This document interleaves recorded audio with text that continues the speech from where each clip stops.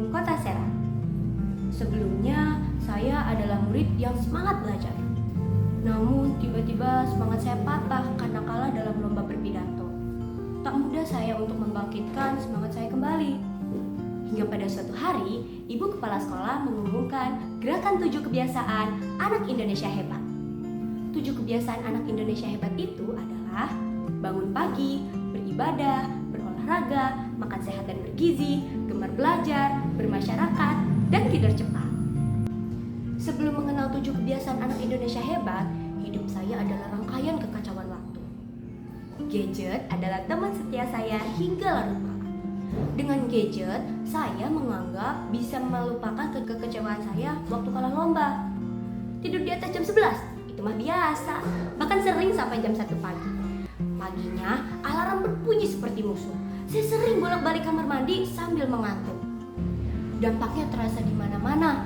Konsentrasi di sekolah menurun sangat drastis. Sehingga saya sering ketinggalan materi pelajaran. Selain itu, kebiasaan melewatkan sarapan dan minimnya aktivitas fisik di sekolah membuat tubuh saya cepat lemas. Dan yang paling parah, saya merasa hubungan saya dan teman-teman saya renggang karena sifat saya yang mudah bad mood di pagi hari. Saya sadar saya terjebak dalam lingkungan setan yang menghambat potensi saya. Titik baliknya terjadi saat nilai saya turun drastis.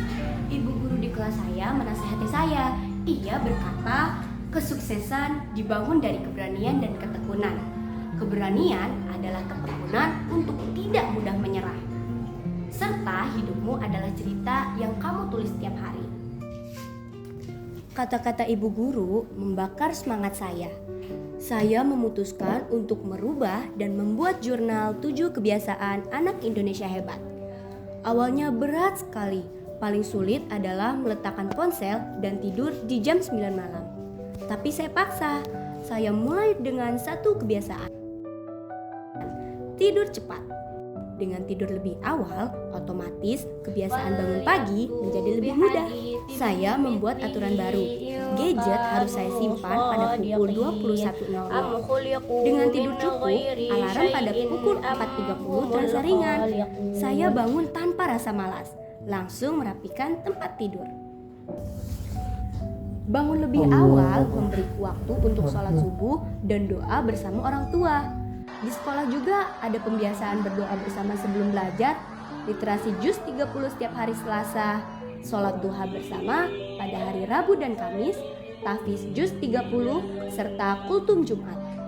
Jiwa ini terasa tenang.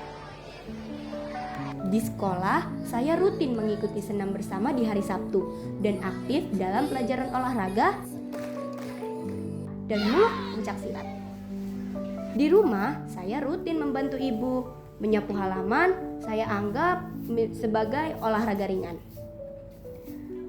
Setiap pagi sebelum berangkat sekolah, ibu menyiapkan sarapan dan bekal. Siang di sekolah, saya makan makanan bergizi gratis. Energiku kini full sampai sore. Energiku penuh, lebih membuatku fokus dalam belajar di kelas, aktif bertanya, dan melakukan tugas yang baik di rumah. Saya mulai berinteraksi dengan bapak, ibu guru, serta penjaga sekolah dengan sopan. Bekerja sama dalam kelompok, berkolaborasi dalam menyelesaikan tugas kelompok, dan bermain bersama teman-teman di saat jam istirahat. Dengan melakukan 7 kebiasaan anak Indonesia hebat, semangatku kini tumbuh kembali. Pada suatu hari, ibu guru memberi kesempatan untuk ikut lomba mendongeng Bahasa Jawa Banten pada Festival Tunas Bahasa Ibu. Lomba ini bertahap dari tingkat kota hingga nasional. Pada tingkat kota, saya memperoleh juara 2 mendongeng. Dilanjutkan di tingkat provinsi mendapatkan juara 1 mendongeng. Yang menggembirakan dan luar biasa, saya diutus mewakili Kota Serang untuk bisa tampil bersama dalam Festival Tunas Bahasa Ibu Nasional yang dilakukan di Jakarta dan yang diikuti oleh 114 tunas bahasa ibu se-Indonesia.